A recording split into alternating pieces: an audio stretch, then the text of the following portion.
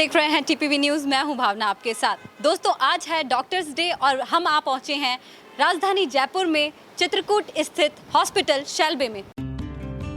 दोस्तों, हमारे साथ मौजूद हैं डॉक्टर मुकेश हरितपाल, जो कि ऑर्थोपेडिक्स एंड स्पाइन सर्जन हैं।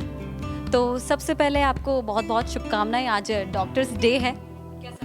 Thank you everyone. एंड आज हम 1 जुलाई को as a doctors day celebrate करते हैं। तो मैं सभी फेलो डॉक्टर्स को, स्टेट के सभी फेलो डॉक्टर्स को मैं मेरी तरफ से हैप्पी डॉक्टर्स डे विश करता हूं। आज का दिन डॉक्टर्स के लिए बहुत ही महत्वपूर्ण दिन है। आज डॉक्टर्स के कंट्रीब्यूशन को and contribution towards the society and towards the nation आज एज ए याद किया जाता है। हिस्ट्री आज के दिन की ये है कि डॉक्टर रॉय का आज के दिन बर्थडे था and he was chief minister of Bengal and he was known for his selfless services towards the society. That's why we celebrate today as a doctors day. मैं यहाँ पे शैलबे हॉस्पिटल में स्पाइन सर्जन हूँ एंड मैं आप सभी को healthy life and healthy health wish करता हूँ। इसको काट दे।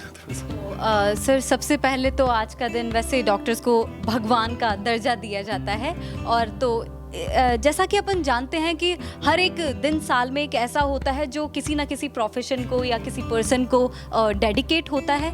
तो इसीलिए डॉक्टर्स डे भी उन्हीं में से एक है। तो आप कैसा फील करते हैं? आज हमें बहुत अच्छा लगता है कि सभी लोग जो है मतलब सोसाइटी एंड नेशन डॉक्टर्स के कंट्रीब्यूशन को याद करता है। हाँ, जब लोग आपको रेस्पेक्ट देते हैं और आपको सम्मान की नज़रों से देखते हैं और आपके कार्य की सराहना करते हैं। तो एक सवाल मैं डॉक्टर मुकेश से ये भी करना चाहूँगी, इतने बिजी स्केड्यूल में, इतने हेक्टिक स्केड्यूल होता है, इतना प्रेशर उनके दिमाग पर होता है उस टाइम पे, तो सर कैसे मैनेज करते हैं? ये है हमारी शुरुआत से ट्रेनिंग ही हमारी बिल्कुल प्रेशर में होती है। During MBBS and during our training we have to work lot of hours in a day. Hardly we have time to eat our lunch and eat our dinner and that's why we are learn like trained like a machine. तो हमें machine की तरह काम करने की आदत होती है सुबह शाम। दैट्स व्हाई क्योंकि इंडिया में डॉक्टर्स के ऊपर लोड भी बहुत ज़्यादा है। मतलब पॉपुलेशन के ऊपर जो डॉक्टर्स के नॉर्म्स होने चाहिए वो बहुत ही डॉक्टर्स कम हैं and population is huge. So her doctors को बहुत ज़्यादा काम करना पड़ता है, स्पेशली गवर्नमेंट डॉक्टर्स को तो बहुत ही ज़्यादा काम करना पड़ता है। तो ये एक ऐसा प्रोफेशन है जिसमें अपने लिए टाइम निकालना काफ़ी मुश्किल हो जाता है डॉक्टर्स के लिए। तो मैं आपसे एक सवाल ये भी पूछना चाहती हूँ कि आप किस तरीके से अपनी प्रोफेशन और पर्सनल प्राइवेट लाइफ को मैनेज कर पाते हैं? प्रोफेशन को सबसे पहले रखना पड़ता है। पेशेंट्स को जब भी हमारी ज़रूरत होती है हम उस टाइम हमेशा प्रेजेंट रहते हैं, चाहे वो रात को हो चाहे दिन में हो, किसी भी टाइम हो।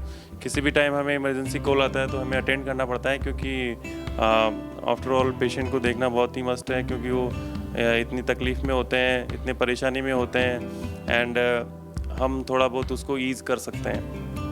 सर, इसी बीच एक जो कंप्लेंट्स होती हैं, फैमिली मेम्बर्स की कंप्लेंट्स होती हैं कि आप हमें टाइम नहीं दे रहे हैं और झगड़े होने लग जाते हैं। तो आप अगर मैरिड हैं या अनमैरिड हैं तो आप फिर भी ऐसी कैसे मैनेज करते हैं?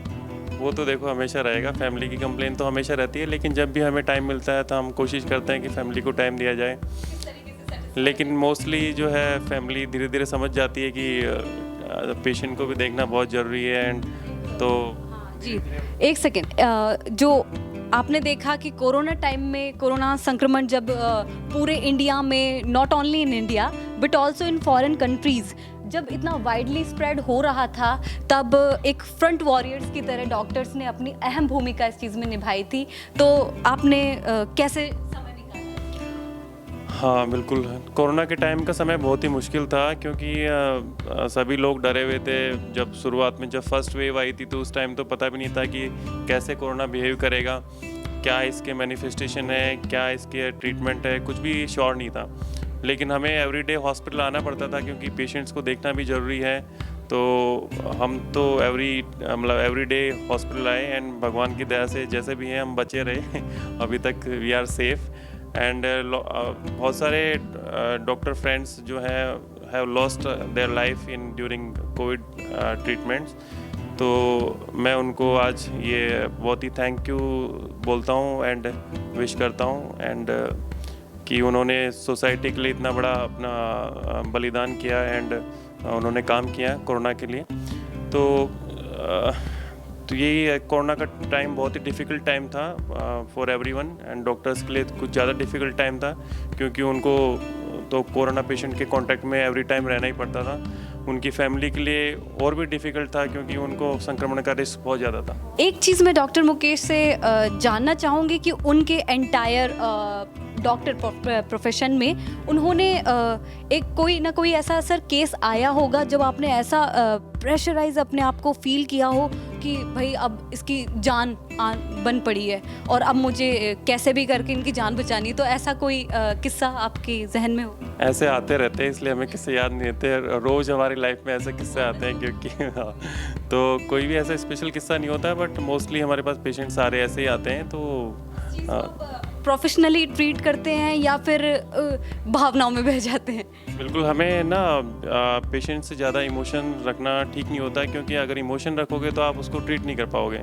तो इसलिए but we have to be professional, हमें प्रोफेशनल रहना पड़ता है एंड पेशेंट की अच्छाई के लिए चाहे कैसा भी स्टेप हो हमें उठाना पड़ता है। तो इसी के चलते मैं ये भी पूछना चाहूँगी इनसे कि इनके जो आपके जो फैमिली मेम्बर्स हैं कैसा फील करते हैं कि आप इस प्रोफेशन में हैं और उनको प्राउड फील करवा रहे हैं? एक्चुअली मेरी वाइफ भी डॉक्टर ही है तो वो सब कुछ अंडरस्टैंड करती है इसलिए ज़्यादा समझाने की ज़रूरत पड़ती नहीं है and we feel proud that we are doctors and we are helping family.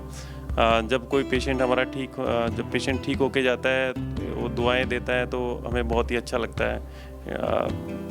It's like no other profession. तो देखा आपने मुकेश, जो कि डॉक्टर मुकेश हैं, इनको कैसी परिस्थितियों में इनको मैनेज करना पड़ता है अपने प्रोफेशन को और अपनी पर्सनल लाइफ को। कैमरामैन भूपेंद्र के साथ मैं भावना, टीपीवी न्यूज़ जयपुर।